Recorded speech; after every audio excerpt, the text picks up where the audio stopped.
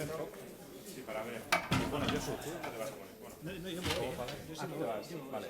No, pero tienes que hacer la presentación ahora. Sí. Venga.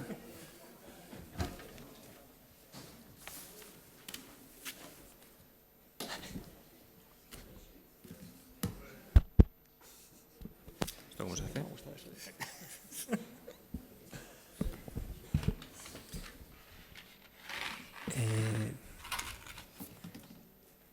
Beno, atxaldeon denori, buenas tardes a todos. Bueno, euskeraz, naizta hitzaldi ardena izango dan, sarrera txiki bat egingo dut euskeraz. Esan bezala eskerrik asko etortzeagatik, ondare orain, ondare oraingo 2019ko ekitaldi hauetara. Ondarea orain 2017an hasi zan, ondarearen inguruko azken berriak zabaldu nahian, eta ekintzen eta ondarearen inguruan dauden gai guztiak kontutan hartuta, aurten ere beste ekintza hauez gain eta hitzaldi hauez gain, ondarea orainen barruan beste hitzaldi teknikoago batzuk ere egin ditugu, baina jarraitzen dugu maiatzeko hitzaldi hauek antolatzen, non pixkate hiri guztiari eta jende guztiari zabaldu nahi dizkiogun ondarearen inguruko gaiak.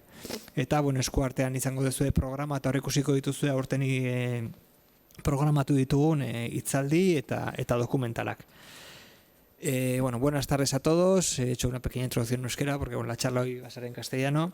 Un poco comentar cómo el ciclo de conferencias Ondare Orain surgió en el 2017 y viendo la actualidad y la cantidad de temas que podíamos abordar, pues este año hemos ampliado. El marco de Ondare Orain nos sirve para, además de estas charlas divulgativas, pues hacer otro tipo de charlas más técnicas, donde cogemos otro espectro de gente. Pero mantenemos en mayo estas charlas de difusión que creemos muy interesantes y en el programa que tenéis entre manos pues podéis ver un poco las conferencias y documentales que hemos programado para este año. Y empezaremos con la primera charla a cargo de Santiago Huerta y Fernando Fernández, que basa en torno a las estructuras de piedra y más concretamente sobre la cúpula de la torre de la parroquia de Cestona, que como todos sabéis hace un par de años, debido a un rayo, pues quedó gravemente dañada, digamos, ¿no? Es verdad que fue un año intenso porque pasó eso, al poco tiempo pasó lo del puente de Deva y yo creo que las tragedias y el patrimonio es un tema candente, ¿no? Tenemos Notre Dame entre manos que a todos se nos viene, ¿no?, a la cabeza qué pasa con las catedrales, las iglesias, el patrimonio y los desastres, ¿no? Entonces, tampoco me voy a extender mucho. Comentar que Santiago Huerta es doctor arquitecto, profesor investigador de Historia de la Construcción, y Fernando Fernández, arquitecto del estudio Antero Fernández Arquitectos, que han sido el equipo encargado de la reconstrucción de la cúpula. Y sin más, os dejo en sus manos, que creo que es una oportunidad para aprender sobre las estructuras de piedra y más concretamente sobre el caso de la cúpula de Cestona, que ha sido, yo creo, una obra apasionante, que ya está acabada. Os invito a que visitéis. Es verdad que igual vais ahí y decís, pues está bien, pero claro, si no sabes cómo estaba, pero hoy vamos a poder ver cuál ha sido el proceso, ¿no? Gracias a todos. Gracias, Josu. Si hablo así sin micrófono, ¿se me escucha bien? Igual mejor con micro, más que nada por la grabación. Por la grabación. Sí. Me gusta hablar de pie. ¿Cómo funcionan estos? ¿Y así? ¿Graba bien? Tampoco.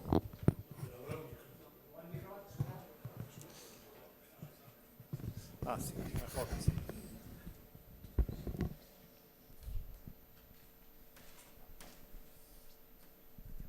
Así mejor, ¿no? Sí. Bien, vamos a hablar de estructuras de piedra. Esta es una estructura de piedra. El término más general en castellano es fábrica, que es cualquier construcción o parte de ella hecha con piedra o ladrillo y argamasa. Estos son la Catedral de Beauvais, son las bóvedas más altas del gótico, 48 metros, el equivalente a una casa de 16 plantas. Se construye en el siglo XIII y está en pie. Es decir, que podríamos decir que son unas estructuras robustas. ¿Por qué necesitamos una teoría de este tipo de estructuras? Pues primero las tenemos que mantener y luego a veces tenemos problemas y tenemos que dar una respuesta, ¿no? Por ejemplo, esto es una bóveda de una iglesia pequeñita en Galicia y es una bóveda de cañón, pero se ha deformado mucho, hay unas grietas y y hay que saber si esas grietas son peligrosas, si hay que hacer algo y qué hay que hacer. A veces pues la bóveda se cae, esto es otra iglesia en Galicia y el encargo era reconstruirla en piedra, pero y si nos vuelve a caer, tenemos que saber por qué se ha caído, hacer un estudio y para eso pues necesitamos una teoría. Otras veces pues no sabemos si se trata de un problema local o si ese problema es el indicio de algo más grave, ¿no? Esto es en Burgos, en Melgar de Fernamental, que tiene familia Fernando, que me acaba de decir, pues de repente se cayó una piedra de la plementería de una bóveda gótica y se clavó en el suelo, ¿no? Y entonces cerraron la iglesia y hubo que hacer un informe. Entonces esto, pues ¿qué pasó aquí, no? O sea, es decir, es otra vez un problema local o de mantenimiento o realmente está pasando algo en toda la iglesia. A veces hay que rehacer alguna bóveda, ¿no? Esto es una ruina en Galicia y pues se rehizo. Ahí no hubo que echar ningún número, ¿no? Realmente vino un cantero y pues usó las piedras, hizo algunas nuevas y se rehizo. En Cestoa pues pasó esto, ¿no? Teníamos una torre con una cúpula bien bonita y bueno, pues en una tormenta muy fuerte cayó un rayo y bueno, pues esto es lo que quedó de la cúpula. Luego Fernando lo va a explicar mucho mejor, con mejores vídeos. El mecanismo por el cual se produce esto lo comentaremos un poco más tarde, pero también pues aquí, por eso nos pusimos en contacto, pues bien, es solamente el rayo o a lo mejor había algún otro problema, ese tipo de cosas. Bueno, pues para contestar a todas esas preguntas hace falta una teoría. Y la teoría de estructuras que nosotros enseñamos en la actualidad, pues es una teoría que se refiere a estructuras modernas, a pórticos, a cosas de hormigón armado, de acero. Y una estructura de piedra, pues es esto, ¿no? Es un montón de piedras puestas unas encima de otras y que por su forma geométrica se sostienen. El hablar aquí pues de conceptos así de continuidad o de ese tipo de cosas que se manejan en la teoría moderna pues no tiene ningún sentido. Esto es una estructura esencialmente discontinua. Incluso lo que se ve por fuera pues no es indicativo de lo que hay por dentro, ¿no? El típico muro medieval de 1 metro, metro y pico de espesor pues tiene 20 centímetros de piedra labrada y una piedra que tiene que ser relativamente buena porque tiene que soportar pues la lluvia y por dentro pues hay otra piedra peor porque ya está protegida por el propio edificio y el 90% del muro pues es cascote. Cascote son los resultados de la demolición del edificio anterior, trozos de cachos de pedazos de la piedra, de los restos de la labra, etcétera, mezclados con mortero, con tierra muchas veces, etcétera, ¿no? Entonces, bueno, pues esto no se puede asimilar de ninguna manera a nada que se parezca ni al hormigón armado ni al acero y no obstante tenemos que decir algo sobre ese material. Entonces esto a los arquitectos y sobre todo a los ingenieros modernos les cuesta bastante trabajo, ¿no? Porque, insisto, no es lo que estamos acostumbrados a usar, esto no lo podemos meter en un programa de elementos finitos, a no ser que queramos violentar la propia realidad de las cosas. Es una cosa que sabe cualquier cantero o cualquier albañil, ¿no? Si cogemos 2 piedras y las apretamos, podemos apretar mucho, y si tiramos se separan. O sea, tienen que trabajar a compresión. Los edificios de fábrica tienen que estar construidos de tal manera y tienen que tener una forma tal que las piedras se aprietan unas contra otras y de esa manera están en equilibrio. Y ya está. Es así de fácil o así de difícil. Otro tema muy interesante es que las dimensiones, como veremos enseguida, dependen de la estabilidad y no de la resistencia. Las tensiones, esto es un tema más técnico, digamos, la presión que soporta el material es bastante pequeña en relación a la resistencia del propio material. Por ejemplo, los pilares de la Catedral de Beauvais, esto es un poco más técnico para los que no hayan estudiado estructuras, pero están trabajando solo a 13 kilos centímetro cuadrado, que es una tensión muy baja para una piedra que puede romper a 50 veces esa presión, ¿no? Bien, entonces, si tenemos un elemento de una piedra detrás de otra, las fuerzas tienen que caminar por dentro de las piedras. Se tienen que transmitir de junta a junta, apretándose las piedras unas contra otras. Y hay un caso interesante que veremos ahora, es qué pasa cuando la fuerza esa que se ejerce entre las piedras está justo en el borde, ¿no? Pues entonces las 2 piedras giran y se forma lo que vamos a llamar una articulación. Vamos a verlo con un ejemplo muy, muy sencillo, ¿no? Tenemos 2 piedras. Entonces, esta es la fuerza P que está actuando en la junta entre las 2 piedras. Si la fuerza se va hacia la izquierda, pues no pasa nada. Si se va un poco más, no pasa nada. Si se va un poco más, pues ya se empieza a formar aquí una grieta que parece que, y si se va más, vuelca.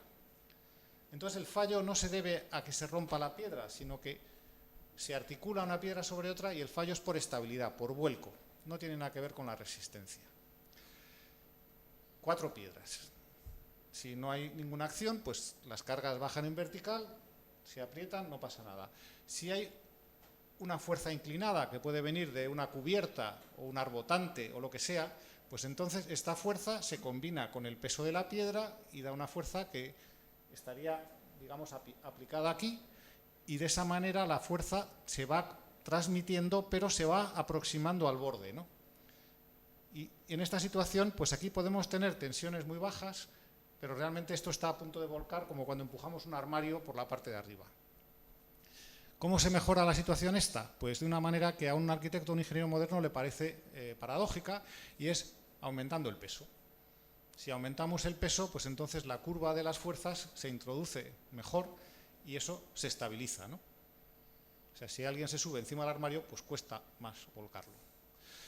Esto tiene consecuencias prácticas inmediatas. Por ejemplo, tenemos una estatua muy gorda que está haciendo, digamos, apretando esto para que no se vuelque. La estatua está un poco deteriorada. Entonces dice, bueno, pues vengo con una grúa, me bajo la estatua, la arreglo y luego la vuelvo a poner. Bien, pero a lo mejor quito la estatua y se me cae el muro, ¿no? Es decir, en las estructuras de fábrica que trabajan a compresión, el quitar peso, así de una manera indiscriminada, pues no es una buena idea. Lo mismo pasa con los pináculos. Tenemos un pináculo muy gordo que está estabilizando ese contrafuerte, pues antes de desmontarlo y volverlo a montar, pues habría que quizá colocar algún apeo o echar algún número, ¿no? Bien, ¿qué pasa con los arcos?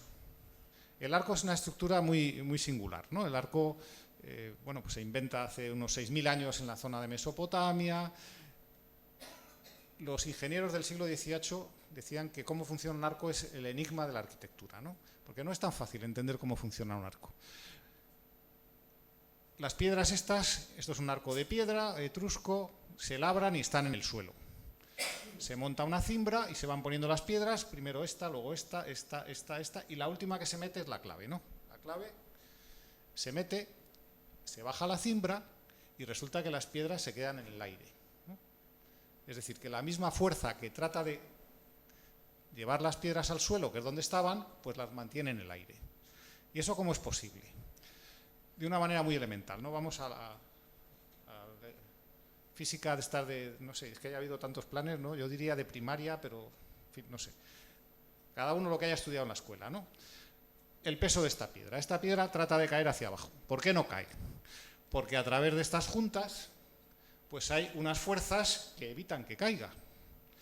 Y entonces, para que esté en equilibrio, pues digamos que la componente vertical de esta fuerza más la de esta tiene que exactamente ser igual a esa. Si fuera más pequeña, pues se caería, y si fuera más grande, pues la piedra empezaría a salir para arriba, que sería muy singular. Y luego, por otra parte, las componentes horizontales se tienen que compensar para que la piedra no se vaya ni para un lado ni para otro. Y esta componente horizontal se transmite a lo largo del arco, y todos los arcos de piedra o de ladrillo empujan con una fuerza inclinada. Entonces hay dos condiciones para que un arco sea viable. Primero, tiene que tener un grosor que permita que las fuerzas se transmitan por dentro del arco. Y segundo, tenemos que colocar algo que soporte ese empuje inclinado del arco. Y ya está. Y esa es la historia de la arquitectura desde Mesopotamia, hace 6.000 años, hasta el siglo XIX. Y las soluciones pues son el gótico, el renacimiento, el barroco, lo que sea. El arco, decían los árabes, nunca duerme. O sea, el arco está empujando siempre, de noche también, empuja. Y hay que colocar algo que esté allí y que no se mueva.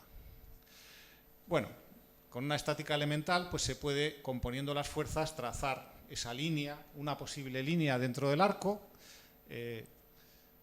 Ya se ve que puede haber muchas otras. Nosotros esto, los que han estudiado arquitectura o ingeniería quizá hace años, pues lo haríamos con estática gráfica, con el polígono de fuerzas. Pero bueno, vamos aquí otra vez. Esto es medio arco, esto se cae, ¿no? Esto es evidente que se cae. Para que no se caiga hay que ponerle una fuerza aquí. Esa fuerza puede ser pues un apeo o puede ser otro medio arco. Entonces, dos medios arcos que se tratan de caer se sostienen. Y eso es lo que Leonardo da Vinci decía: un arco es una fortaleza, una fuerza formada por dos debilidades. Medio arco se cae, dos medios arcos que se caen se sostienen. Y esa es una manera de ver o de tratar de imaginar cómo funcionan los arcos. Este es un modelo interesante de mitad del siglo XIX. Las dovelas son gordas y las juntas son tablitas, pero tablitas que están sueltas. De manera que si la trayectoria de las fuerzas fuera esta, pues esta tablita no la podría quitar, pero podría quitar esta, esta y esta. Esta la podría quitar, esta no, etcétera, ¿no? De manera que quitando y poniendo tablitas, pues podemos visualizar la trayectoria de las fuerzas. Y hay infinitas trayectorias de fuerzas posibles en un arco, pero no cualesquiera, porque si esta tablita la quito de aquí a aquí, se cae, ¿no? De manera que el problema de la estabilidad es relativamente complejo, ¿no? Bien, realmente el que mejor explicó la teoría de arcos fue un señor contrahecho, jorobado, Robert Hooke. Robert Hooke, el de la ley de Hooke, a los que han estudiado técnica les suena. Él era en la Royal Society compañero de Newton, de Isaac Newton. Se llamaban fatal. No se podían ni ver. Bueno, pues este señor, aparte de ser científico, era arquitecto, y este era el segundo de a bordo de Christopher Wren. Cuando se prende fuego en 1666 a la City de Londres, que arde como una tea, porque eran todo edificios de madera, hay que reconstruir toda la ciudad. Entonces el que está al frente es Christopher Wren, y el segundo de a bordo era este Robert Hooke. Entonces, Robert Hooke era arquitecto también. Y él plantea una pregunta: ¿cómo funciona un arco? Y la plantea ahí en la Sociedad Real, donde estaban pues esta gente, ¿no? El Robert Boyle, el Christopher Wren y tal. Lo plantea como un reto. ¿Cómo funciona un arco? ¿Cuál es la mejor forma de los arcos? Y él hace unas demostraciones y tal, y luego escribe un anagrama, es decir, un texto cifrado, que lo publica en un libro para tener la prioridad del descubrimiento. Y es un texto latino: ut pendet continuum flexile sic stabit contiguum rigidum inversum. Del mismo modo que cuelga el hilo flexible, así, pero invertido, se sostendrá el arco rígido. Es decir, que si tenemos una cadena, colgamos una cadena, todo trabaja a tracción. Si hacemos el experimento mental de invertir la cadena, esa es la forma de un arco que trabajaría todo a compresión. Y esa es la idea, digamos, genial de Hooke, que luego daría lugar, como veremos, a los modelos colgantes de Gaudí, etcétera, ¿no? Si un arco es estable, no hace falta que tenga la forma exacta de la cadena, sino que basta con que haya una cadena en su interior. Es decir, que tiene que haber un espesor suficiente como para que la cadena... Es que me faltan manos. A ver si me sujetas el micrófono.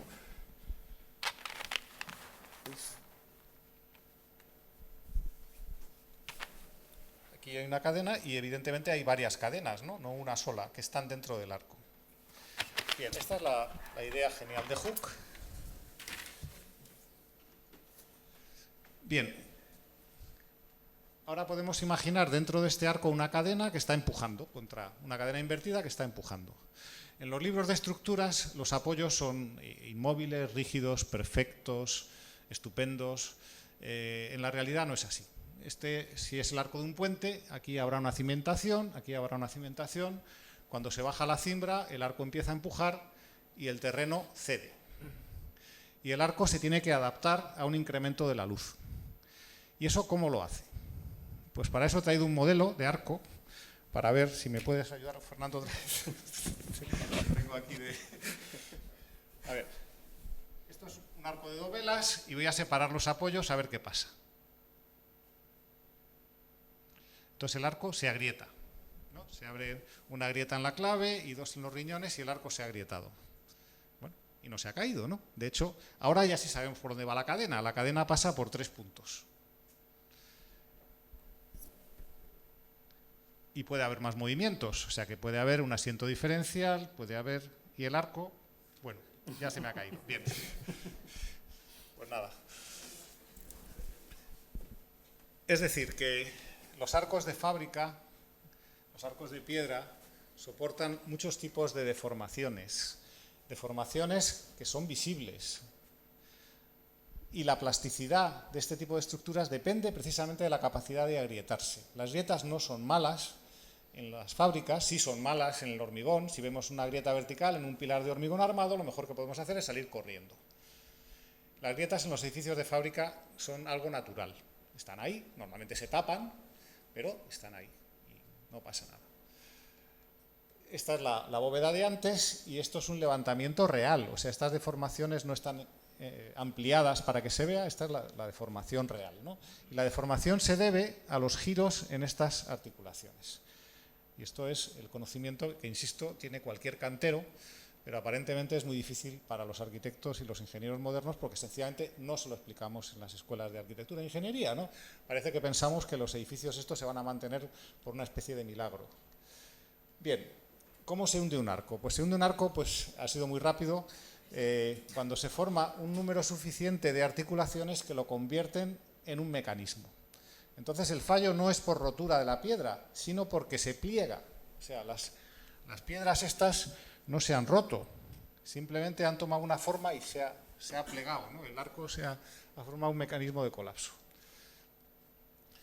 Si tenemos un arco con una carga puntual, es como la cadena que estamos tirando para abajo. Si tiramos mucho, pues ya la cadena cabe justo y entonces se forma este mecanismo de colapso que os iba a enseñar, pero se me ha caído, o sea que nada. Y esto es un ensayo sobre un puente y se forma el mismo tipo de mecanismo, ¿no? Es decir, que el problema no es la rotura de la fábrica, sino que no cabe, digamos, la trayectoria de las fuerzas no cabe dentro del arco. ¿La seguridad cómo se consigue? Pues dándole espesor. ¿Cuánto espesor? Hay un espesor mínimo, es decir, como la... Ahora, Fernando, tengo que usarte otra vez.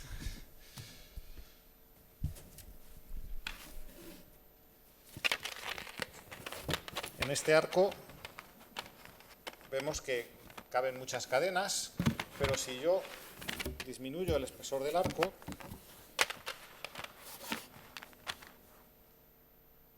aquí solamente cabe una. Este es el arco límite. El arco de espesor mínimo, que para medio punto es aproximadamente un 18avo de la luz el espesor. Entonces yo puedo establecer la seguridad comparando el espesor del arco real con el espesor del arco límite. Y entonces utilizo no un coeficiente geométrico de seguridad, que en este caso pues es de 2. Para arcos pues se ha visto que un coeficiente de 2 pues funciona. Todos los coeficientes de seguridad es un tema de empiria, ¿no? Bien, este es un arco límite, ¿no? Este arco, ahí se ve apenas la cadena está invertida, está en un equilibrio inestable. Entonces, si lo destimbramos, se hunde de esta manera, ¿no? La clave baja y la parte de los lados se levanta y esto se está cayendo en este momento, ¿no? Entonces, si yo quiero evitar que esto pase, ¿qué hago? Pues le coloco aquí unos rellenos. Entonces, impido que se abra. Y esta es la sección típica de cualquier bóveda de esta de ladrillo de piedra. Tienes la bóveda y luego tienes unos rellenos. Y estos rellenos a primera vista pues parece que no son nada, ¿no? Que son tierra y de hecho no tienen por qué ser muy resistentes, simplemente tienen que permitir que las fuerzas por aquí se difundan y se transmitan hacia los contrafuertes. Entonces, pues como esta tradición de entender las cosas se ha perdido, pues alguna vez pues llega quien sea, el arquitecto o el ingeniero, y dice, bueno, esto es un peso inútil, esto está hecho un asco, vamos a limpiarlo, y empieza a descargar los riñones. Y si descarga los riñones, estamos aquí. Y alguna vez la bóveda se cae, ¿no? De manera que es un terreno muy diferente al de las estructuras modernas, ¿no? Eso, los que no sois ni arquitectos ni ingenieros, pensaréis, qué bobada, ¿no? Si esto lo entiende cualquiera. Pues es que cuesta mucho más desaprender que aprender. Y en este caso hay que primero desaprender y luego aprender. Entonces ahí sí que hay una resistencia tremenda. Bien, el arco apuntado es muy singular porque resulta que cuando se hunde se levanta la clave. Es una cosa muy curiosa. Y entonces, pues para estabilizar ese arco lo que se hace es que se le pone una carga en la clave y luego se le pone también unos rellenos. La carga en la clave lo que hace es, aquí tenemos la catenaria sin carga y aquí tenemos la catenaria con carga que está metiendo prácticamente todas las fuerzas por el centro de las piedras hasta que en un punto se sale y aquí ponemos el relleno. Y esto es lo que hacían los góticos. Los góticos no trazaban arcos catenarios como Gaudí, que eran muy caros y muy difíciles de construir. Hacían unos arcos muy fáciles de construir con todas las piedras iguales y luego le ponían los pesos de manera que funcionaran como si fueran catenarios. Este es el Puente del Diablo en Martorell, grabado en el siglo XVIII. Y este castillete que está ahí, pues evidentemente servía para controlar el paso o para cobrar el peaje, porque lo del peaje no es una cosa de ahora, el peaje se lleva cobrando desde la Edad Media en los puentes. Esto puede estar bastante deteriorado y podemos decir, bueno, pues venga, desmontamos el castillete y lo volvemos a montar. Pero es que este castillete también está estabilizando este arco apuntado. Entonces, si quitamos este castillete, pues a lo mejor pues o se nos mueve el arco o se nos cae. Es decir, que la estabilidad es un problema de geometría. Es un problema de geometría. Entonces, si modificamos la geometría, pues hay que tener cuidado. ¿Cómo podemos estudiar eso? Pues hay una cosa que se llamaba estática gráfica, que está muy pasada de moda, aunque ahora ya está volviendo, que es manejar el equilibrio simplemente con fuerzas y vectores dibujadas en el papel. Y esto es un estudio de estabilidad de un puente en 1900. Y ahí está todo, y está a la vista. Y ya se ve que las fuerzas se transmiten estupendamente por dentro del arco, etcétera, etcétera. Gaudí fue el primero que utilizó la estática gráfica, pero él no la utilizó solo, no ya para verificar formas, ¿no? Este arco se ha proyectado con una forma y luego se ha comprobado que cumple. No, Gaudí utiliza la estática gráfica para inventar formas. Y entonces busca formas que se adapten al flujo de las fuerzas. Y este es el análisis gráfico que hace hacia 1890 para el pórtico este de contrarresto en el Parque Güell, con estática gráfica. Gaudí también, cuando el problema es espacial, es muy difícil tratarlo con estática gráfica, incluso hoy con el ordenador. Entonces Gaudí hacía modelos colgantes, luego los sacaba una foto, los invertía, les daba wash para ver el volumen. Y este es, por ejemplo, el modelo que él hizo de la iglesia de la colonia Güell, y estuvo trabajando con este modelo 15 años. No todo el rato, pero es que era bastante laborioso, porque colgaba el modelo, calculaba las superficies, ponía los pesos, el modelo se movía, volvía a calcular las superficies, y esto que se ve aquí es un papel muy, muy liviano para dar volumen. Luego sacaba una foto, invertía la foto y le daba color a ver si le gustaba. ¿Que no le gustaba? Pues otra vez, a volver a empezar, ¿no? Bien, y estos cálculos también se pueden hacer por ordenador. Sí, hay programas de ordenador que no son elásticos, o sea, programas de bloques rígidos que también se pueden hacer los cálculos. Es decir, sorprendentemente podemos hacer por ordenador lo mismo que hacemos con la escuadra y el cartabón, ¿no? Y además la precisión no importa, porque realmente pues ya nos gustaría a nosotros trabajar con un 5%, que es el error que puedes cometer en un dibujo a mano, con AutoCAD no hay error. Bien, ¿qué pasa con una cúpula? Ya vamos llegando a Cestoa. Pues una cúpula la podemos asimilar a una serie de arcos. Podemos imaginar que la cúpula está dividida por una serie de planos meridianos que la dividen en gajos independientes. Y cada dos gajos opuestos forman un arco. Podemos calcular, imaginar este arco imaginario, ¿no? Y virtual, dividido en trozos, y calculamos la línea de empujes dentro del arco, y si está dentro del arco, entonces la cúpula hipotéticamente rota se mantendría en equilibrio, luego la cúpula real estará en equilibrio. De manera que, gracias a la simetría de revolución, podemos aplicar las mismas técnicas que para los arcos a las cúpulas. Y bueno, pues de esta manera pues se ha hecho un análisis. Esta es una de las cúpulas más gordas que hay, que es la del Gol Gumbaz en Villapur, en la India, 39 metros. Y esto es pues una línea de empujes dibujada. Esto es un ejercicio que les puse a los alumnos hace unos 20 años. Y lo hacían en una hora. Bien, y evidentemente no solamente está dentro, sino que está confortablemente dentro. ¿Cómo podía ser de otra manera si esto lleva 500 años en pie? Pues normal, claro, pues las estructuras que llevan 500 años en pie, o 600, o 2000 años, como el Panteón, pues evidentemente están bien proyectadas y son seguras, ¿no? ¿Qué pasa si yo hago un cálculo de una estructura que lleva 500 años en pie y me sale que se cae? Pues que me he equivocado, ¿no? No tengo que entrar ahí con todo, ¿no? Y reforzarlo todo. No, es que sencillamente me he equivocado. En algún sitio me he equivocado.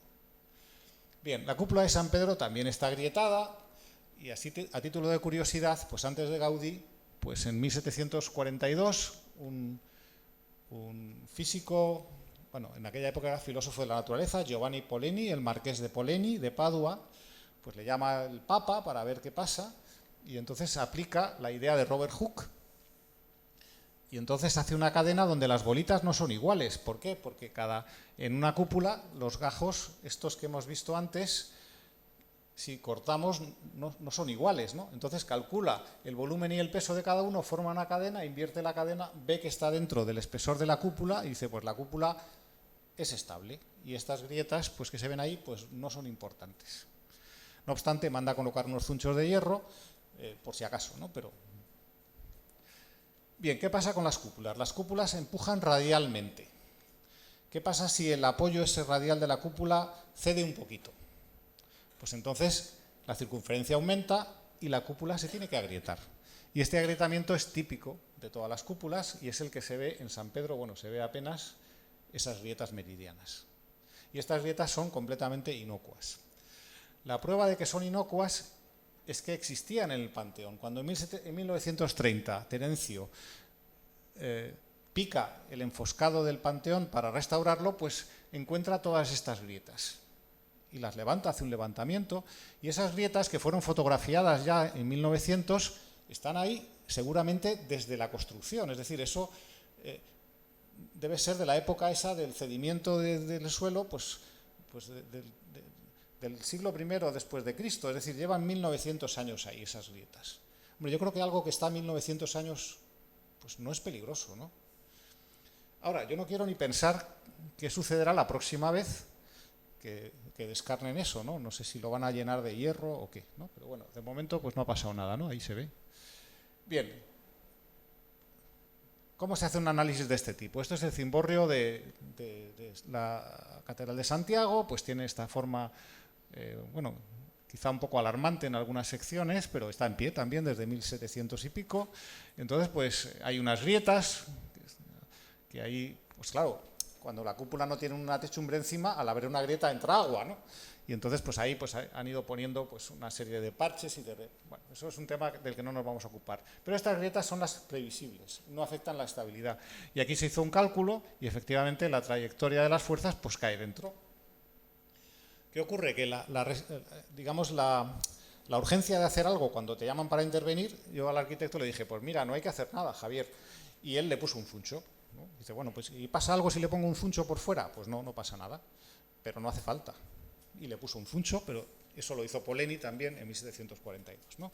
Funchar una cúpula es muy fácil y además el funcho es muy eficaz, si es que hiciera falta, es muy barato y es reversible, porque un funcho lo cortas y ya está, ¿no? O sea, con lo cual es una intervención. En Cestoa, pues Fernando sacó la geometría y luego contará los detalles de esa aventura, ¿no? Porque estaban las piedras tiradas por el suelo y yo con esa geometría pues hice un estudio de estático y efectivamente pues sí, hay unas líneas de empujes dentro de la cúpula como no podía ser de otra manera. Bien, ¿cómo funciona una catedral gótica, ¿no? Ahora estamos con esto de Notre Dame, ¿no? Todos hemos visto que el incendio y también hemos visto que las bóvedas han salvado la catedral, es decir, la techumbre se cayó sobre las bóvedas y las bóvedas aguantaron, para eso están las bóvedas. Las bóvedas están como cortafuegos entre la techumbre de madera y la iglesia que guarda pues los retablos, los órganos, las imágenes, las pinturas, etcétera, ¿no? Y en Notre Dame ha sido un desastre, pero lo único que se quemó fue la armadura y la flecha esta de Viollet-le-Duc. Bien, pues una catedral es una obra. Lo asombroso no es que sea estable cuando ya se termina, sino que es estable en cada etapa de la construcción. Y es evidente que mientras se construye es lo más crítico. Pero los medievales pues se manejaban muy bien, ¿no? Tenían un sistema educativo muy exigente, ¿no? Entraban con 5 años de aprendices en la casa del maestro, que les cobraba un dinero a los padres. Estaban allí durante años viviendo con el maestro, aprendiendo. Trabajaban primero de peones, luego empezaban a trabajar de oficiales, al menos en Centro Europa viajaban por las logias y Y ahí está el cuaderno de Vilar Donecourt, y luego volvían, y luego, para llegar a ser maestro, había un examen. Los que pasaban ese examen pues eran maestros canteros, y todavía había un grado más, que era el de arquitecto. El arquitecto era el que trazaba, el que hacía los planos. Y había un cuarto de trazas, etcétera, etcétera. Y todo ese proceso pues podía llevar 20 años, ¿no? O sea que había un control de calidad, le llamamos ahora así, un control de calidad muy exigente, y de hecho las catedrales pues están muy bien hechas, ¿no? Con bastante poca mano de obra muy especializada, y con unos medios auxiliares muy someros, ¿no? O sea, unas grúas muy ineficaces. Es decir, los egipcios movían obeliscos de 400 toneladas, los romanos cogían los obeliscos egipcios de 400 toneladas y se los llevaban hasta el puerto de Ostia, y luego los arrastraban 16 kilómetros hasta Roma, lo ponían de pie, etcétera. Los medievales trabajan con piedras pequeñas, ¿no? Piedras, digamos, de un quintal, que es un pie cúbico, que son 50 kilos, eso lo maneja un cantero. ¿Cómo funciona una bóveda de crucería? Una bóveda de crucería, pues, primero se construyen los arcos cruceros, luego se construyen los arcos de cabeza, y luego lo que queda entre medias es la plementería, que se rellena pues casi de cualquier manera. Y este fue el descubrimiento de los góticos, ¿no? Es decir, es una manera de simplificar la geometría. ¿Cómo funciona la bóveda de estas? Pues podemos otra vez utilizar la analogía de Hooke. Los arcos cruceros son unos cables gordos, de esos cables gordos cuelgan unos cables pequeñitos, y de esos cables pequeñitos cuelgan las piedras. Si le damos la vuelta, pues tenemos la trayectoria esa de fuerzas de Gaudí que va pasando a través de las piedras, ¿no? Y eso se puede calcular, y al final tendríamos un dibujo de este tipo, ¿no? Donde sabemos que hay una transmisión a compresión dentro de las piedras. Otro elemento que se ha visto ahora con lo de Notre Dame son los arbotantes. Las bóvedas de crucería empujan. ¿Qué hacen los arbotantes? Pues los arbotantes se llevan el empuje de las bóvedas a los estribos exteriores. Entonces, como ese empuje está concentrado en unas zonas relativamente pequeñas, pues se pueden abrir todas las ventanas, y toda la arquitectura gótica pues parece que está imbuida de un racionalismo. Es la teoría de Viollet, ¿no? Viollet veía en todo una función. Realmente pues es bastante sugerente, y casi es así, ¿no? Por ejemplo, estas columnas que hacen ahí, ¿no? El arbotante tiene una cabeza más gorda y luego tiene una columna ahí. ¿Por qué? Pues resulta que si dibujamos la línea de empuje, el arbotante se construye sin unirlo al muro, simplemente se apoya. Entonces trata de bajar, trata de deslizar hacia abajo, y por eso ponen esas columnas, ¿no? Y hay un montón de detalles en el gótico que casi parecen justificar esa hipótesis racional, que, bueno, también se puede discutir, ¿no? Las bóvedas de crucería se agrietan porque se mueven, y entonces pues se agrietan de una manera diferente. Es un poco más difícil de entender, pero no voy a entrar en detalles, pero esas grietas son inocuas, son la manera que tiene el edificio de moverse y de adaptarse. Entonces, pues hay unas trayectorias de fuerzas para peso propio, para cuando solamente actúa el peso muerto, y si sopla un viento muy fuerte, pues entonces hay un espesor suficiente para que esas fuerzas se muevan dentro y el edificio sigue estable. Es decir, que el principio que gobierna las fábricas es el de la balanza. Si un juego de niños, colocamos esto y está en equilibrio, y lo hacemos más grande, pues sigue en equilibrio. Si hacemos una iglesia pequeñita y no se cae, y hacemos una iglesia más gorda, pues tampoco se cae. O sea, hay un principio de proporcionalidad que se puede matizar, y es un tema más complejo, pero básicamente es así. Si hacemos un modelo de cierto tamaño, también ese modelo nos sirve de prueba de carga, digamos, del edificio mayor. En San Petronio de Bolonia el modelo de ladrillo tenía 18 metros de largo, o sea que no estaba mal, ¿no? La maqueta el modelo que hace Brunelleschi de la cúpula de Santa María de la Flor tenía 6 metros de diámetro, o sea que tampoco está mal, ¿no? Un modelo de ese tamaño es fiable.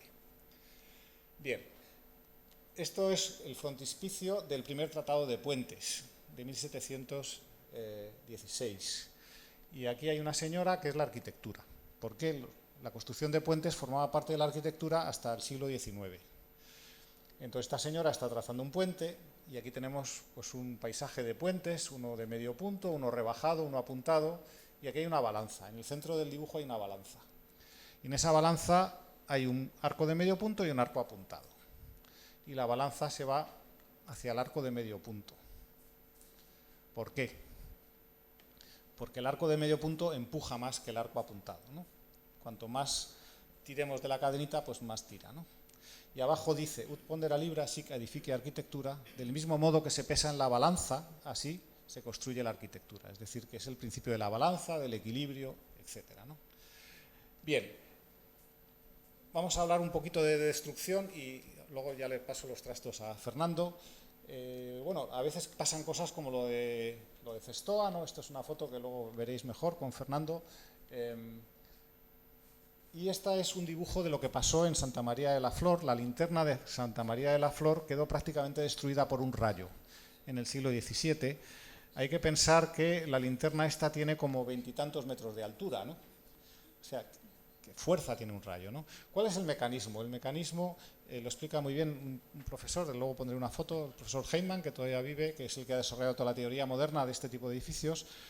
Hay una tormenta, la cúpula, pues el agua se mete entre las rendijas de las piedras, etcétera, y cuando cae un rayo la temperatura sube de 0 a 20.000 grados en una fracción de segundo. ¿Qué pasa? Que el agua se evapora instantáneamente, aumenta de volumen, y esa agua que está en las juntas es como si pusiéramos cargas explosivas, ¿no? Y revienta. Y revienta la cúpula de Cestoa y revienta también lo que pille, ¿no? Entonces, por eso las piedras, veis que han salido como por una explosión, ¿no? Han salido despedidas, cayeron algunas en la iglesia, algunas en la plaza, y afortunadamente, como era una tormenta muy grande, pues no había nadie ni en la plaza, bueno, y en la iglesia tampoco, ¿no? Bien, esto es un fake, ¿no? Esto es, el campanile de Venecia sí que se hundió a principios del siglo XX, pero esto no es la foto real, es un montaje, ¿no? Pero está bastante bien hecho, ¿no?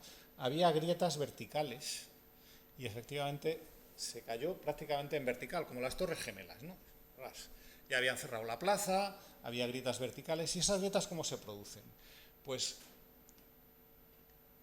claro, los pararrayos existen desde, vamos a decir, desde principios del siglo XIX. Los inventa Benjamin Franklin. Antes, pues cuando caía un rayo, pues había que aguantarse, ¿no? No había manera, ¿no?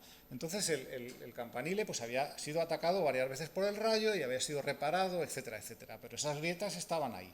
Si luego además el edificio se abandona y entra agua, y entonces ese relleno que no es muy bueno, bueno, que es bueno, pero que hay que mantenerlo, si dejas entrar agua, pues el agua lava la cal, lava tal, y entonces al final, en vez de tener un muro de 1 metro o de 2 metros, pues tienes 2 hojas de 25 centímetros, y eso no es lo mismo.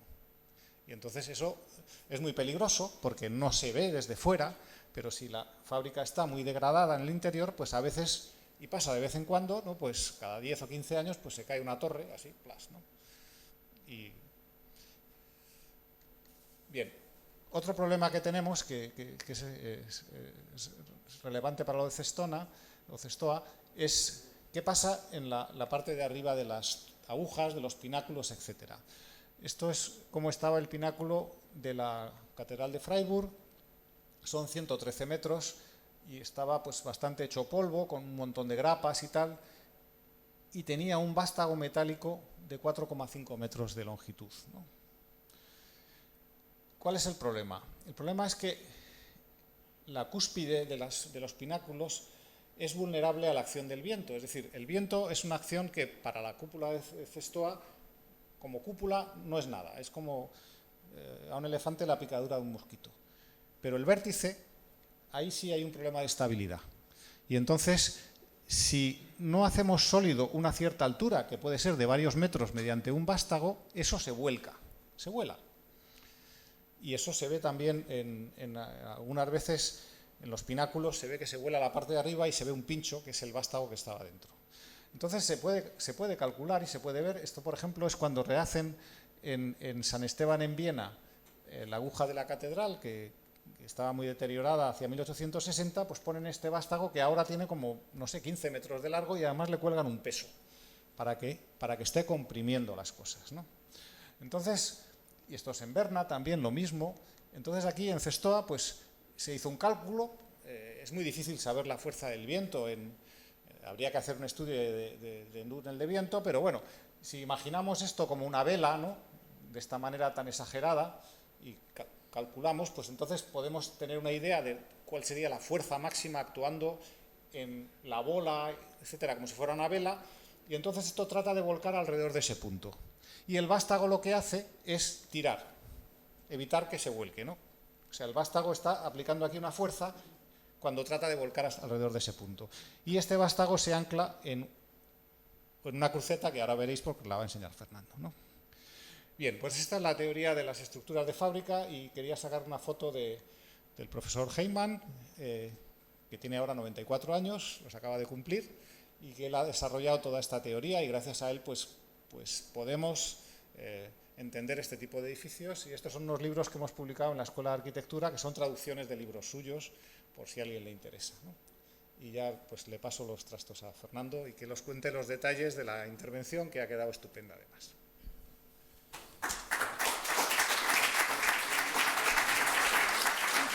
No te olvides de pasar las cosas o...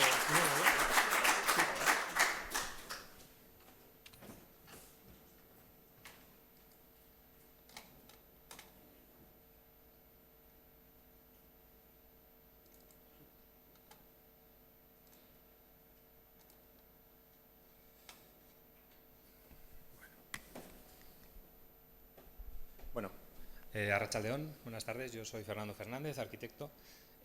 Trabajo, está por ahí mi socio, con el que aunque estoy yo aquí, pero bueno, compartimos todo. Así que nada. Bueno, quiero hacer una primera exposición, digamos, de qué es lo que nos encontramos ahí. Intentar ser lo más gráfico posible en ese sentido, que se vea lo que había, intentando dar un aire un poco de frescura en ese sentido. Luego, posteriormente, un poco la fase del proyecto, explicar un poco las cuestiones o las razones por las que se fue decidiendo un poquito cada cosa o cómo fuimos llegando al diseño al que se llegó, que bueno, que era imitar lo que había antes, evidentemente, pero había muchas cosas un poquito que descubrir y que decidir. Y luego ya pasar un poco a las fases, una sucesión de fotos de la obra en la que se ve pues la construcción de la intervención en piedra, básicamente, y luego ya pues lo que es la aguja, la veleta y demás. Entonces, bueno, pues bueno, esto es lo que se supone que había antes, y esto es un poquito, bueno, la primera foto nada más llegar allí, pues fue un poco esa. Un poco así a nivel de esquema, la iglesia, bueno, los que igual conocéis la iglesia, la torre está situada frente a la plaza del pueblo, en la zona sur.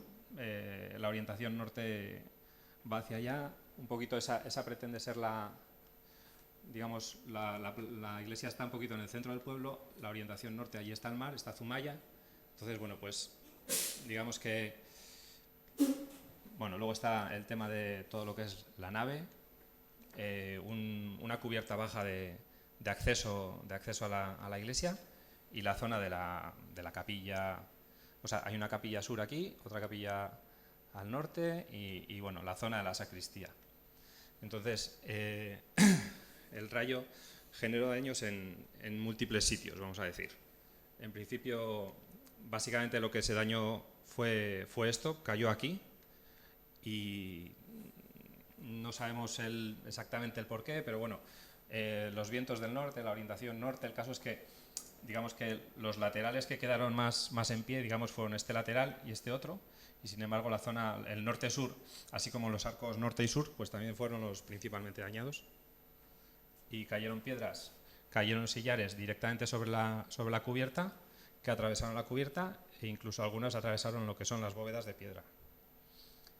Y luego también cayeron algunos sillares que atravesaron esta cubierta sin llegar a atravesar la bóveda de piedra. Entonces, bueno, pues ahí arriba, bueno, en las dos fotos se ve un poco, se pretende mostrar un poco cómo, pues eso, el lado norte y el lado sur fueron los que más sufrieron, y sin embargo los laterales, como decía Santiago, pues quedaron unas piedras como hacia afuera, pero sin acabar de caer, ¿no? Habían aguantado un poco más. Siendo la estructura simétrica, pues bueno, puede tener que ver con algún tipo de dirección. En cuanto al arco, el arco sur, Aquí se ven, bueno, pues de la zona de la cornisa como algunas piedras estaban, pues alguna cayó, otras se quedaron ahí medio fuera. Se salieron de sitio también algunas piezas del arco.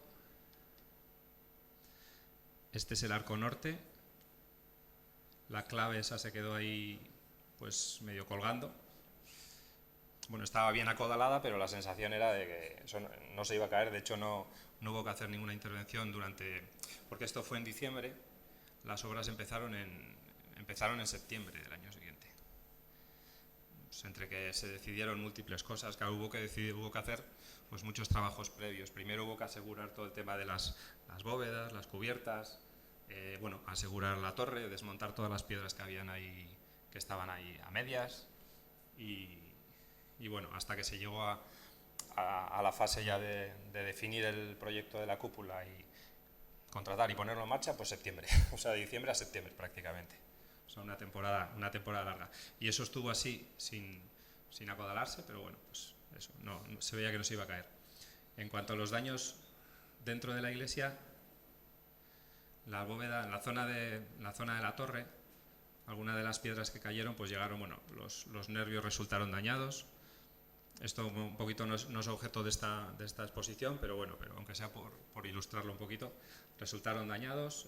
La zona de la plementería y eso se atravesó, algún nervio resultó roto incluso y se repuso.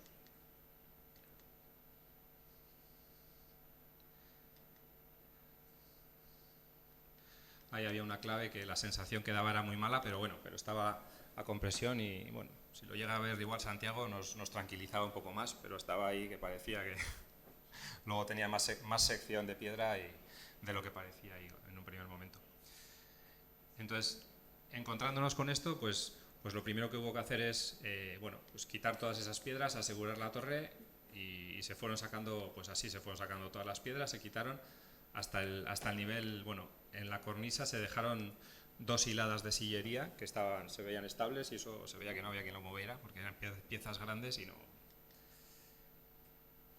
Un poquito ya visto desde arriba, pues la zona del arco hasta el nivel de la cornisa, o sea, el suelo donde están apoyados estos pináculos, hasta este nivel el muro está conformado por 2 hojas de piedra y el interior pues relleno, como ha comentado Santiago. De ahí hacia arriba ya todo es una sola hoja de piedra, o sea, ya es la piedra, tiene su cara interior labrada y su cara exterior también labrada. De ahí para abajo no. Entonces la hoja interior de este arco, digamos, pues bueno, pues cayó y la hoja exterior hacia la plaza pues aguantó pues bastante más. Bueno, más daños.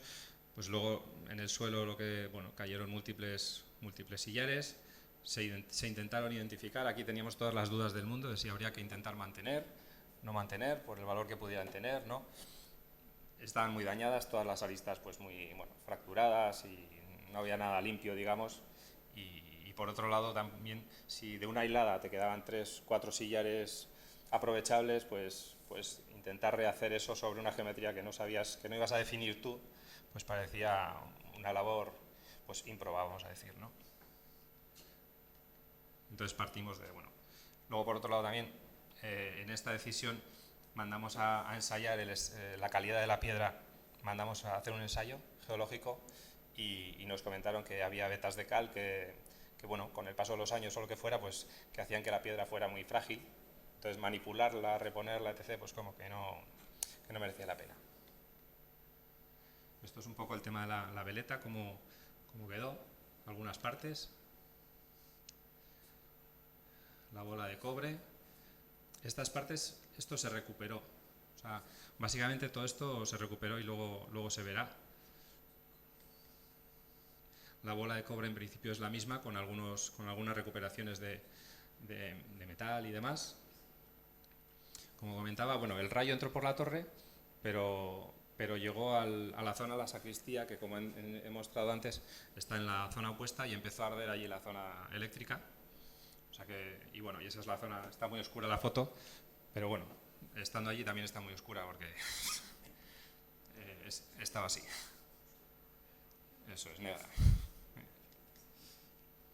Luego, rayo tampoco dices, bueno, ¿qué daños genera el rayo? Nosotros se nos escapaba un poco también qué daños había generado más allá de la cúpula, y quería comentar aquí que, bueno, cuando pasó el tiempo, pues empezamos a ver charcos en medio de la nave, en el suelo.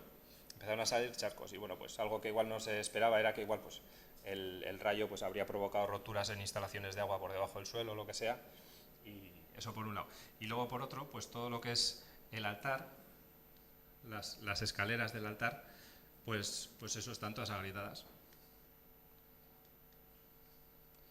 Entonces, bueno, pensamos que pudiera ser por eso, evidentemente. Es algo que, bueno, pues la explosión o lo que fuere, y eso. Luego los retablos empezaron a salir mohos por los retablos de la zona del altar, y bueno.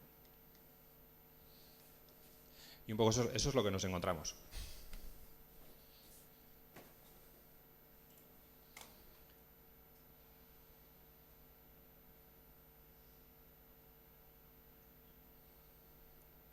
Bueno, luego... Perdón,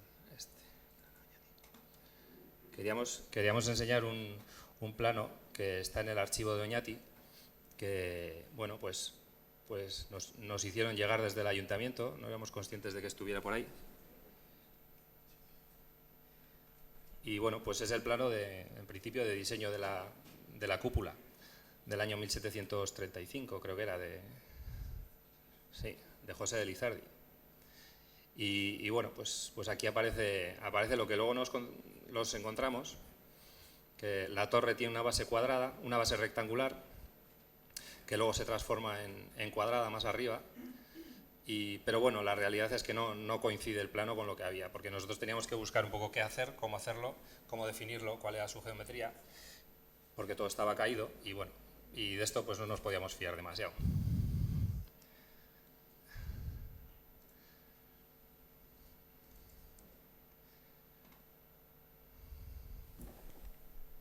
Vale, bueno, estos son los planos un poquito del proyecto, y pasamos un poquito a explicar un poco lo que había y la definición en que nos basamos. Bueno, esto es lo que había, la sección. La torre tiene una base rectangular que es esta, hasta que llega a la zona del reloj, que es este punto, ¿no? Tiene ese camarín en el que, a través de una superficie cónica, pasa aquí a un círculo. El cono tiene sección recta circular, y luego ya estamos en la zona del campanario, y encima del campanario está la cornisa, el nivel de la cornisa, y lo que faltaba. Nosotros cuando llegamos ahí nos encontramos aquí con 3 hiladas, de las cuales podíamos saber entonces la altura de esas tres. Esas 3 hiladas podíamos saberlas, esos 3 espesores también, pero de ahí hacia arriba pues no podíamos saberlo. Entonces, a través de fotografías y sobre todo pues cogiendo medidas de las piezas que había en el suelo, triangulando y demás, pues llegamos y de las fotos sobre todo también, pues llegamos un poco a la conclusión de cuál era la geometría original, más o menos confirmada con Santiago, con algunas pequeñas diferencias de criterio, pero bueno. Y sería esta. Bueno, básicamente al final lo definimos de esta manera, con este sería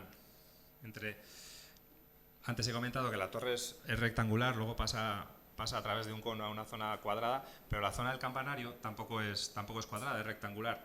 Entonces, para pasar del rectángulo a la base circular que luego genera la cúpula, pues también utilizan aquí un pequeño cono, utilizaron un cono, de modo que estas piedras por el exterior son, vamos a decir, cilíndricas, pero por el interior, pues en algunos casos tienen la pared vertical, y en otros casos pues son una superficie cónica, hasta que llegaban aquí a este collarín, y a partir de ahí ya pues sería la cúpula de la superficie de revolución.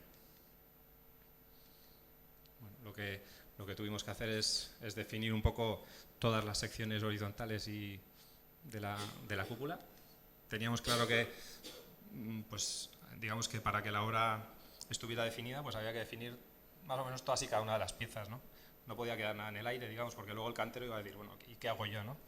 Entonces esa dificultad, pues pues era un hándicap. Entonces, bueno, pues llegamos al final, cuando definimos todas las hiladas, pues ya se estableció la geometría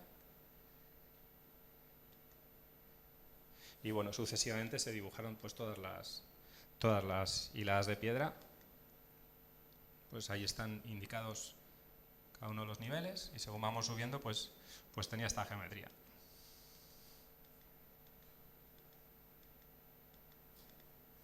Y bueno, pues básicamente eso. Luego teníamos mil dudas en cuanto a qué materiales utilizar para según qué cosas, porque al final, como bien dice Santiago, pues al final funcionan estas cosas por gravedad, pero también tienen que durar muchos años. Te hablan de terremotos, te hablan de mil historias que van pasando, ¿no? Pues, y bueno, pues hay intervenciones que con los años igual se han visto que no son adecuadas o que sí lo son. Entonces, bueno, el tema de los zunchos, nosotros en el proyecto planteamos aquí un zuncho de hormigón, que bueno, que el hormigón, la vida útil del hormigón es X, pero no son 200 años, ¿no?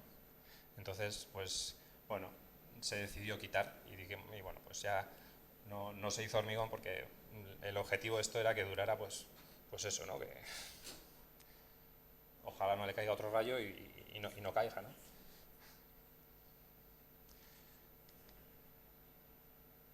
Ahí está un poquito el zuncho de hormigón, que en el fondo era un error, que lo fuimos asimilando poco a poco.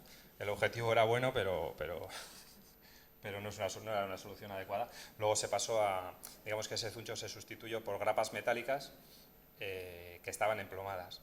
Pues yendo a soluciones tradicionales que te garantizan una vida útil, vamos a decir, ilimitada, ¿no?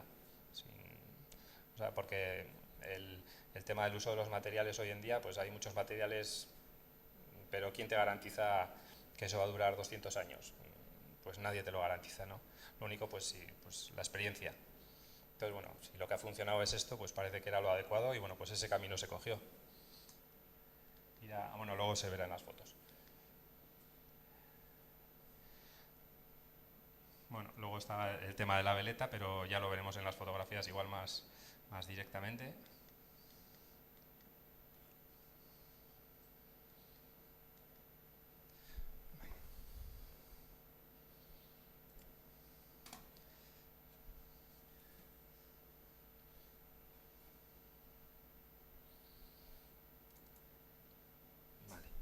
Bueno, más allá de los planos, que a veces igual cuesta un poquito más verlos, como es normal, pues bueno, pasamos a una cosa más gráfica de la obra.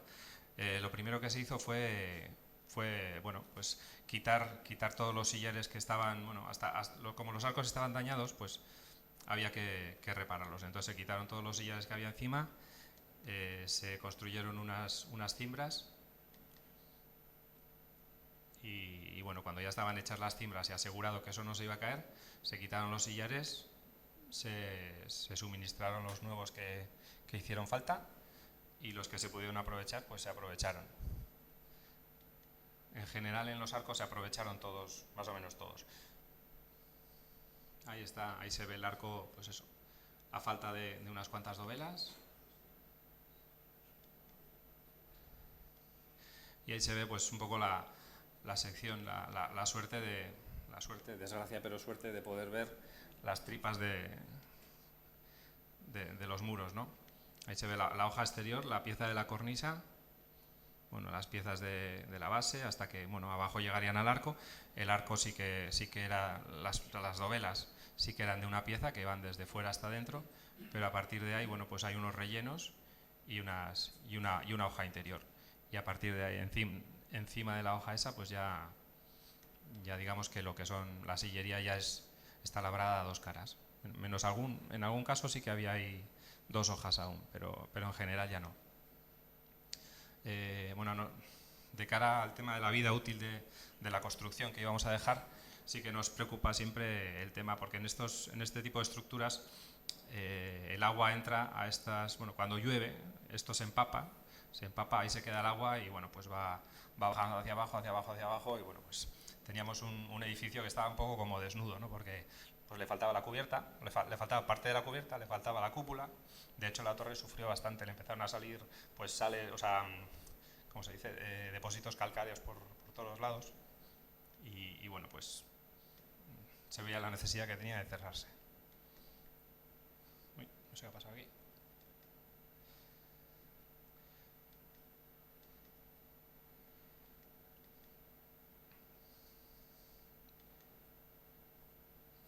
Bueno, esto es un arco ya con sillares nuevos. Ahí, bueno, en los primeros momentos, pues bueno, era a veces un poco la precipitación, las prisas por querer avanzar, se echaba el tiempo encima, una cosa un poco...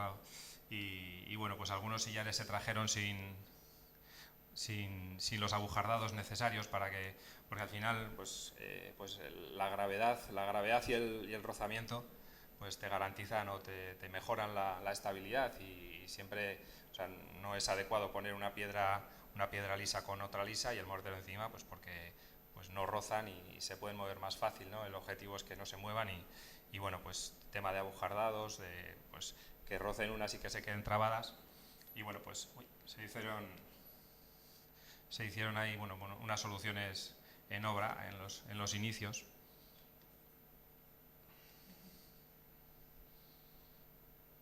Ahí se ve todavía, pues eso, no habíamos llegado aquí al nivel de la cornisa. Esto creo que está... A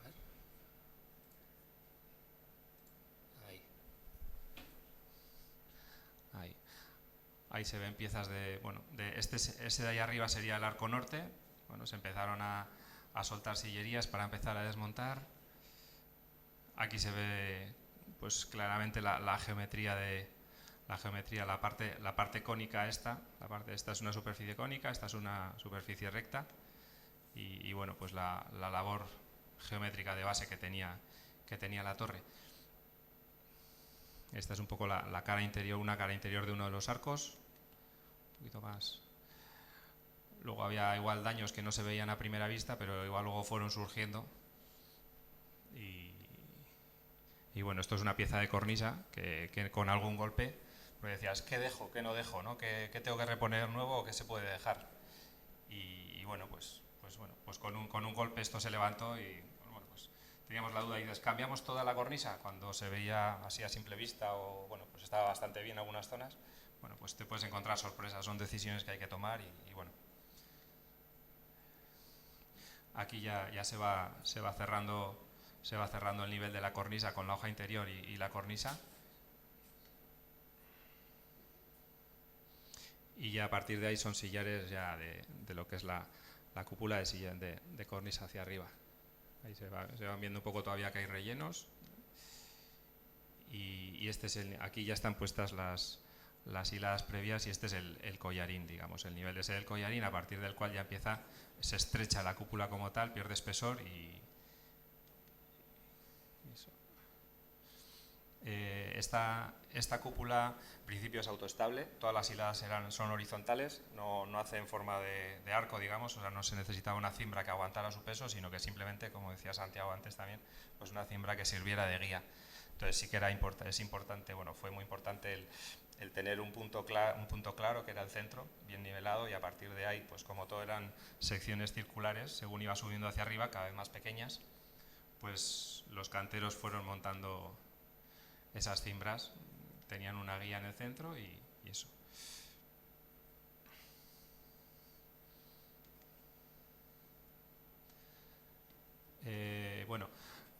Los despieces que se hicieron al final, cada nivel tenía como 8 nervios, entonces dependiendo un poco de la hilada en la que se estaba, el nivel en el que se estaba, se hacían pues, sillares más o menos grandes, pero en general había pues dos piedras diferentes, o sea, dos tamaños diferentes.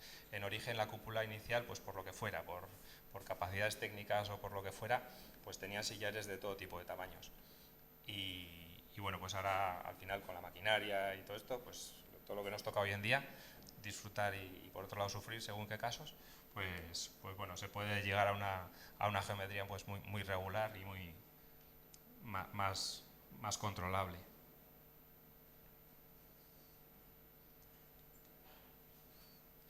Este es el tema ese del zuncho, que se sustituyó esa mala previsión del zuncho de hormigón. Ahora pues no hay ningún elemento de hierro, por ejemplo, que se pueda estropear. No se han utilizado morteros de cemento, que se ha visto que con las sales pues son malos para los materiales. Se han utilizado morteros de cal en todo caso.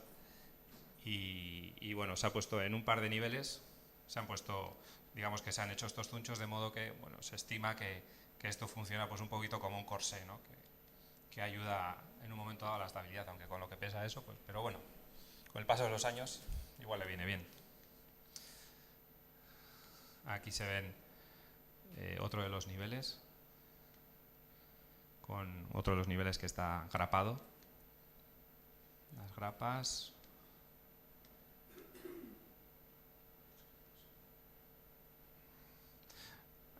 Aquí, bueno, una especie de pequeño reto geométrico era pues un poco hacer que todo esto coincidiera, que las líneas quedaran bien, digamos, ¿no? Y bueno, por eso eran los elementos en los primeros elementos que se ponían y los otros que no eran tan exigentes porque simplemente eran superficies curvas, esféricas, casquetes esféricos, pues bueno, eran los últimos que se ponían. Aquí llegamos a la zona, al tema de la base de la veleta, del vástago, que bueno, luego tengo un pequeño archivito en el que también vemos un poco la evolución del tema de herrería, vamos a decir. Pero bueno, aquí se ve un poco el cuidado y el mimo que se puso, porque bueno, al final esto pues podían hacerlo así, o sea, estos rasgados de aquí pues buscan también tener una mayor trabazón. Podían no haberlo hecho, pero bueno, a iniciativa propia pues se hizo, lo hicieron el gremio. Entonces bueno, pues esas cosas se agradecen, ¿no? Ahí está ya el emplomado y la unión esa. Está un poco esto en cola de Milano. Esto está, bueno, hace una forma de cuña, de modo que si hay alguna tracción, alguna fuerza que tira para allá, pues bueno, pues esto aguanta mejor, ¿no? Aguanta mejor o aguanta del todo. Luego, un punto crítico o singular es el tema de la clave.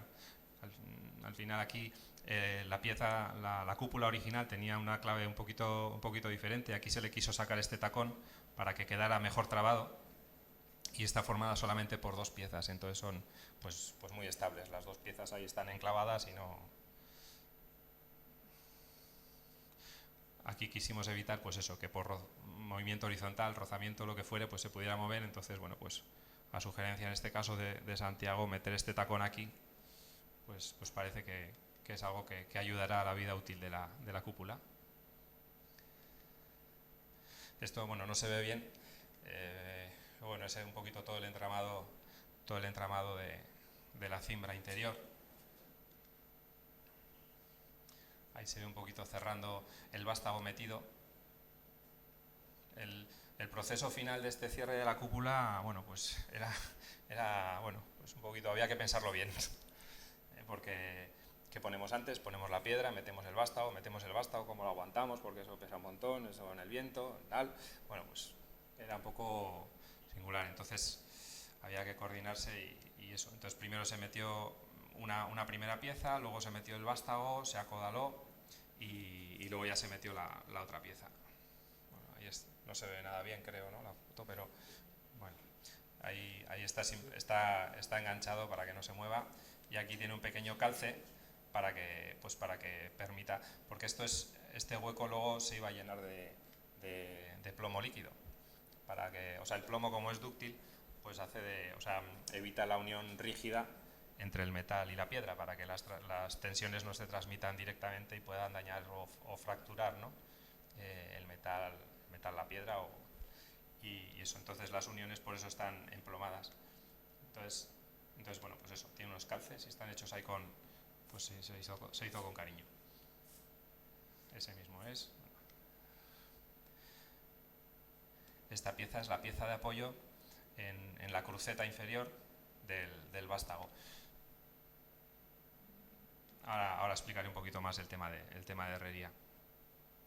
Bueno, ahí están un poquito los canteros directamente tallando para meter las grapas.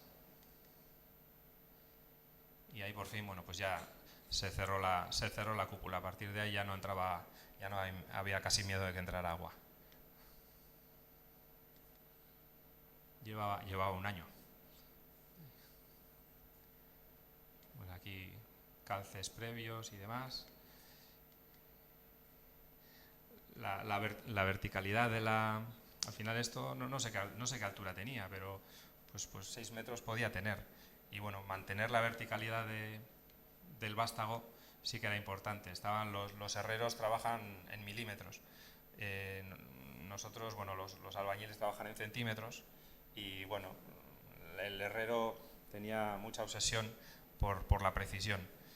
Cuando entra en contacto con otros que no tienen tanta, pues ahí hay que tener cuidado con esas cosas. Y los herreros trabajaban con mucha precisión. Y aquí ya solamente que os quedaba colocar el pináculo final, que había que meterlo, pues como es de una pieza, pues había que meterlo a través del vástago.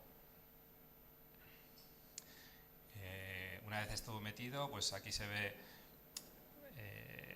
esto, pues eso, eran unos artistas los herreros, y con mucho cuidado colocaron ahí unas bandas de plomo para echar el plomo líquido por aquí, y eso es la unión emplomada, confiando en que por ahí no entre agua, pues vamos a decir nunca.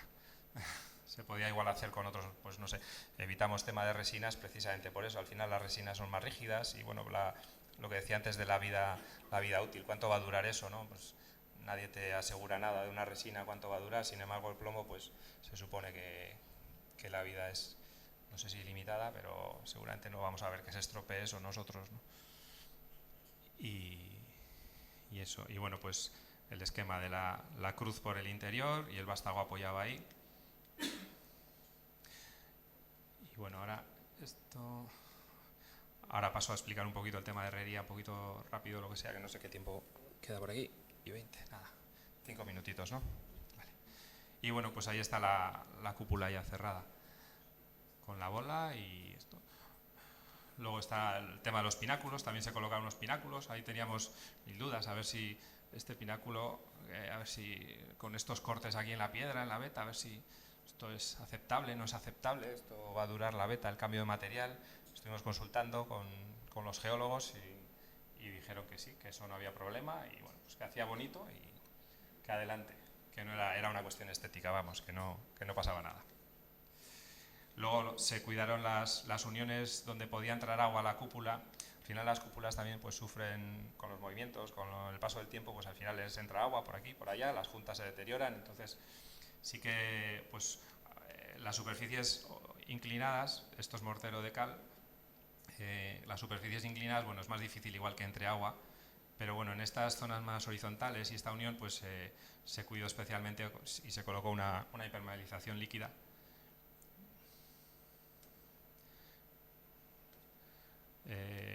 Luego se restauraron también con un mortero de restauración unas balaustradas que había de arenisca, que era una cosa un poco menor, pero bueno, también quedaron bien, el trabajo quedó bastante bien. Se hidrofugó la piedra, se le dio unos productos pues nanotecnológicos que mineralizan y que buscan que la piedra sea un poco como el Gore-Tex famoso, ¿no? Que no entre agua, pero sí transpire. Entonces, bueno, pues eso se aplicó, de modo que eso, ahí se ve que cuando llueve, pues en principio no entra el agua, no se moja de hecho. Y bueno, pues eso, básicamente eso. Se ven ahí las zonas nuevas de piedra y las zonas viejas y el vaso impermeabilizado de la zona del campanario. Las cornisas exteriores impermeabilizadas también, con la impermeabilización líquida. Es un poco la licencia que nos tomamos de acuerdo con Patrimonio para meter un material moderno dentro de esto, esa impermeabilización un poquito.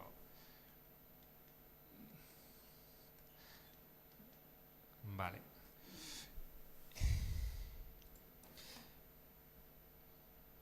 Pináculo. Un pequeño vídeo del momento de la colocación del pináculo.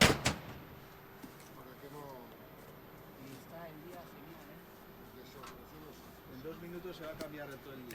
Esa pieza de ahí está protegida porque el vástago está formado por 2 piezas, ¿no? Por esta y otra que se coloca encima, y este trozo de aquí es un trozo original que encajaba perfectamente con el que se ponía arriba, con el macho y la hembra.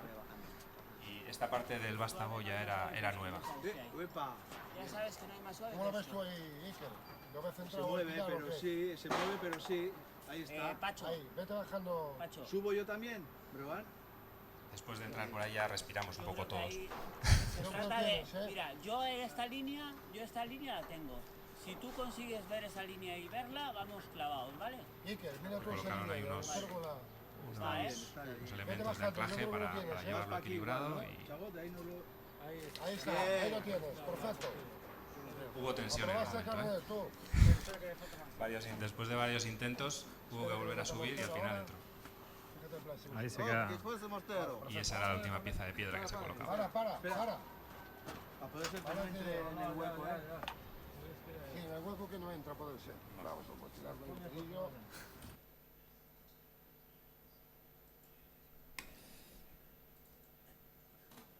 Bueno, a ver, el tema de la cruz.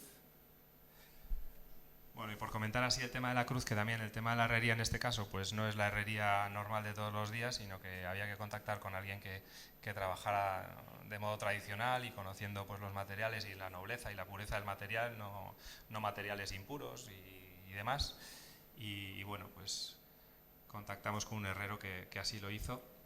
Entonces este es las dos partes del vástago, esta es la parte inferior y esa es la parte que queda hacia arriba, la que digamos que entra ahí el capuchón, ¿no? Entonces, bueno, pues dentro del arte del tema, pues esta pieza no es una pieza, es una pieza hecha a mano en su día y si una pieza relativamente cuadrada. Si la intentabas meter de una manera no entraba, si la intentabas meter de otra no entraba, si la intentabas meter, solo tenía una cara, vamos a decir, que encajaba con la otra. Entonces es por eso que esta unión, digamos que el material estaba en buen estado, se había conservado bien y entonces se quiso mantener esta cabeza. Entonces esta se cortó, como se veía en la anterior, esta sí que había perdido bastante sección y estaba bastante deteriorada, que era la que quedaba dentro, y entonces esta sí que se mantuvo. Entonces, bueno, pues lo que he comentado, sería un poco el remate de la pieza nueva. Luego esta es la bola de cobre, ya empezado limpia. Antes la hemos visto en las fotos pues muy deteriorada, ¿no? La veleta, las diferentes piezas ornamentales, estos se sustituyeron porque eran bastante finos y habían perdido bastante sección, estaban bastante deteriorados. Estas son la zona de la cruz. Pues algunas de estas hojas se tuvieron que rehacer, otras se pudieron mantener. Y ahí está un poco el montaje previo del conjunto. Tiene aquí como dos platos, digamos, para que quedaran encajados abajo con la cruceta y arriba con la clave de la cúpula. Luego hubo que quitarlo porque no se podía, por eso decía que el momento ese hubo que quitar este plato porque no se podía meter. No se podía meter. Como son cosas singulares, pues se nos escapó ese detalle y no podías meter esto aquí con un margen mínimo, como trabajaban los herreros, porque para que eso no se mueva, digamos que el agujero que tiene este elemento y el agujero, la perforación que tiene este otro, pues tenían que ser dos huecos pues clavados, ¿no? Milimétricos, y a su vez puestos uno con otro, perfectamente uno encima del otro. Y eso tenía que encajar con las colas de Milano que encajan en la piedra. Y eso a su vez luego con la vertical arriba, ¿no? Entonces, bueno, pues los herreros estaban preocupados. Hasta que luego ya pues encajó todo. Y entonces, pues por aquí no podías meter este vástago sin quitar este plato, porque ya estaba puesta la media luna, vamos a decir, la mitad de la clave.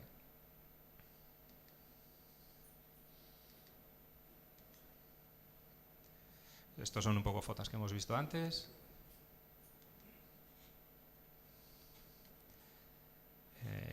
Estos son ya pues algunas piezas. Esta pieza sí que se hizo nueva porque la vieja estaba pues bastante deteriorada, había perdido eso, pues mucho material y bueno, para ser el elemento en el que se anclaban todos estos elementos de la cruz, pues convenía hacer la nueva. Aquí está el pararrayos. Se puso ahí discreto En principio parece que sí, en vez de poner un elemento aparte que a veces pues llama más la atención que la propia cruz y es una cosa igual un poco fea, pues se puso ahí, de modo que casi pues no se ve. Aquí un poco muestra del cariño con el que el herrero trabajó, pues quitó el plato para poder meter el vástago, pero luego volvió a poner el plato ahí, cuando podía haber puesto cualquier cosa simplemente para hacer de tope por debajo para el relleno de plomo. Esta es la pieza nueva que hemos comentado. Estas son pues hojas antiguas mantenidas y estas son, creo recordar que eran todas nuevas, estos elementos de aquí. Aquí otro detalle del herrero también. Yo me preguntaba a ver por qué había hecho estas estrías aquí y era pues para evacuar el agua cuando llueve. Después de estar todo hecho dijo, vamos a hacer esto para que dure más. Que eso no te lo encuentras todos los días, hay que decirlo. Bueno, y esta es la bola, la esfera de cobre que quedó pues muy bien. Aquí está la unión, la salida del pararrayos. Se dejó este espacio que antes no estaba para que salieran los cables de cobre. Y eso es, básicamente, creo. Y esto es, bueno, por la parte de abajo, el amarre. Aquí está anclado el vástago. A su vez tiene metido aquí un elemento, una chaveta, no sé cómo lo llamaban. Y a su vez fijado por aquí, de modo que asegure que eso no se mueve. La unión emplomada es del interior, del hierro en la piedra, el empotramiento y bueno, pues el resultado final. Y ya está, eso es todo, creo.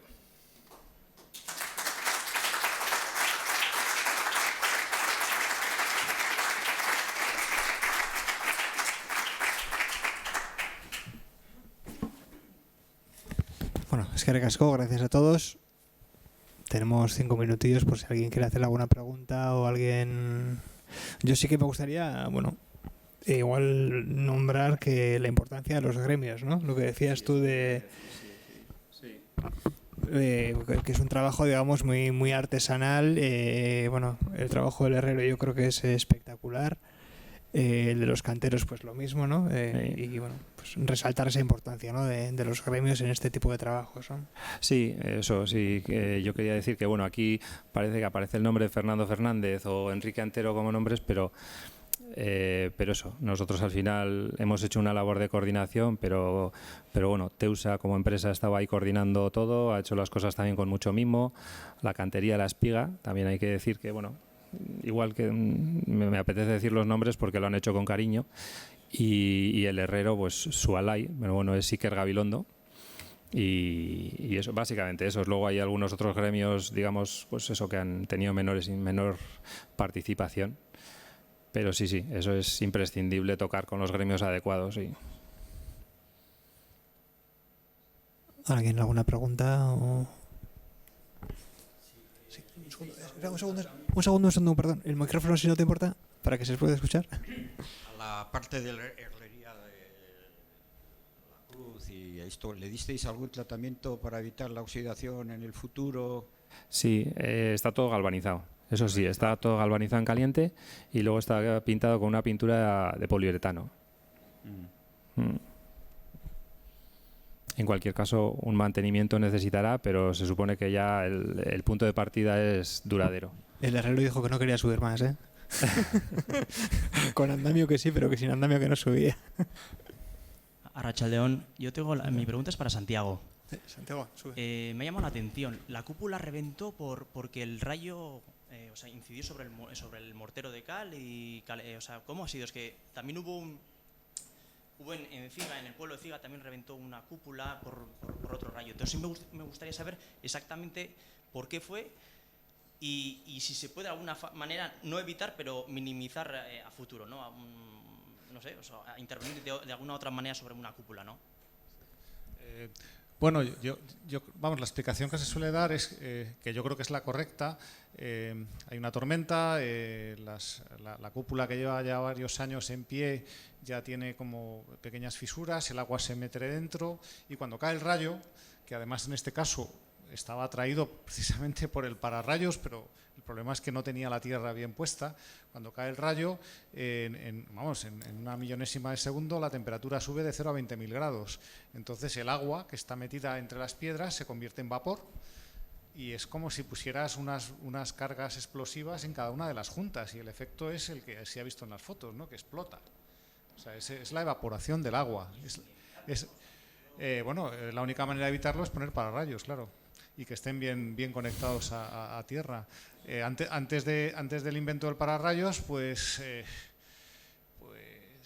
no había nada que hacer. No había nada que hacer. Sencillamente, de vez en cuando caía un rayo y, como se veía en el dibujo ese de Santa María de la Flor, la linterna de Santa María de la Flor tiene como casi 30 metros de altura, y se la llevó por delante el rayo. Claro, la energía que produce un rayo yo no la sé cuantificar, no sé, eso un meteorólogo lo podría decir, pero el mecanismo es ese. O sea, eso está mojado, tiene agua, el agua está metida entre las grietas y explota.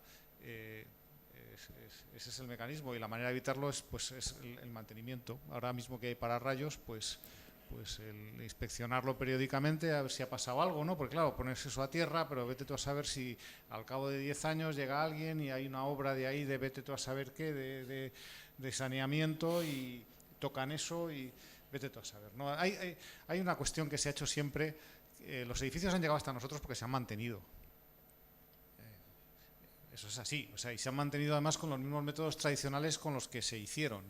Ahora tenemos dos problemas, ¿no? Primero, que esos métodos tradicionales se han perdido. La tradición pues se ha perdido, quedan pocos canteros, y también la tradición de mantener se ha perdido. Antes, no hace tanto tiempo, cuando yo era niño, pues yo qué sé, pues el sacristán o lo que sea, subía arriba, limpiaba los canalones en verano, le daban la vuelta al tejado, retejaban, no sé qué. Ahora no, ahora entra agua y bueno, hasta que no se queda aquello hecho un desastre. Y hay un dato que a mí me parece muy significativo.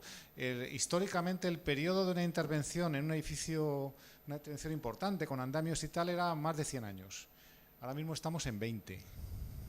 En 20 y en 30 años. O sea, hemos dividido por 5. O sea, o hemos acelerado por 5, ¿no? Bueno, pues algo está pasando, ¿no? Eso es un tema que compete pues a los de patrimonio, a los arquitectos que estamos involucrados en temas de mantenimiento. Hay un problema de base desde mi punto de vista, y es la pérdida de las tradiciones, de los gremios y de la idea de que las cosas hay que mantenerlas. O sea, el que tiene un coche parece que asume que de vez en cuando lo tiene que llevar al taller y tiene que cambiarle el aceite y no sé qué. Y sin embargo parece que hemos terminado la obra y ya nadie sube por arriba, ¿no? Pues, oye, pues yo creo que, no sé, cada año o cada 2 años alguien tendrá que subir arriba, echar un vistazo, a ver cómo está eso, si ha pasado algo, etcétera. Eso que se ha hecho siempre, pues seguirlo haciendo, ¿no?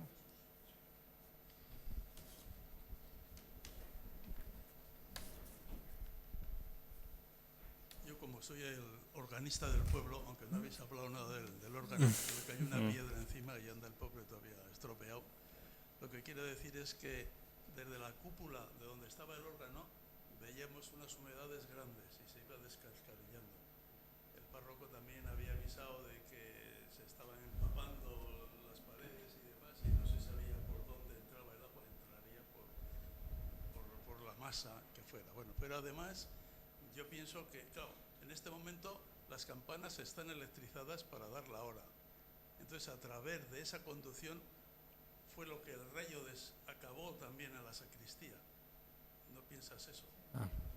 Quiere decir que si no hubiera electricidad allí arriba, en la propia torre, funcionaría de otra manera. Pero es que además hubo ese caso. Y la prueba está en que se incendió el suelo de la sacristía, los tubos se han derretido. En fin, que ha sido no solo el campanario lo que se ha estropeado, sino la iglesia entera, como quien dice. Bueno, hasta ahí.